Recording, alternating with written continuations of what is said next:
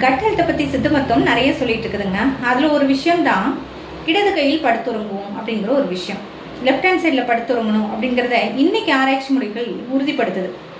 Left hand சைடில் இருக்கிறப்போ நமக்கு ஆசிட் ரிஃப்ளெக்ஸ் கம்மியாக இருக்குது. நைட்டு சாப்பிட்ட உடனே படுக்கக்கூடாது, அப்படியே படுத்த பிறகும் அது லெஃப்ட் ஹேண்ட் சைடாக தான் படுக்கணும் அப்படிங்கிறத சொல்லுது. காரணம் ஸ்டொமக் வந்து லெஃப்ட் சைடில் தான் இருக்குது. அப்போது நீங்கள் ரைட் சைடில் படுத்துங்கிறீங்க அப்படின்னா சாப்பிட்ட உணவு மூலமாக அதாவது ஆசிட் ரிஃப்ளெக்ஸ் வரும்.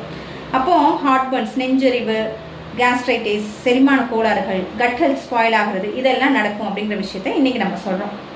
ஆனால் இதை தான் தமிழ் மருத்துவமும் மண்ணில் வாழ்ந்த மக்களும் தொடர்ந்து சொல்லிக்கிட்டே வந்திருந்தாங்க. இது எப்படி சொன்னாங்கங்கிறது ஒரு மிகுந்த ஆச்சரியமான ஒரு விஷயமா தோணலாம். ஆனால் அவங்க தனக்குள்ளேயே அனுபவித்து பார்த்த விஷயங்கள் தான் இவை.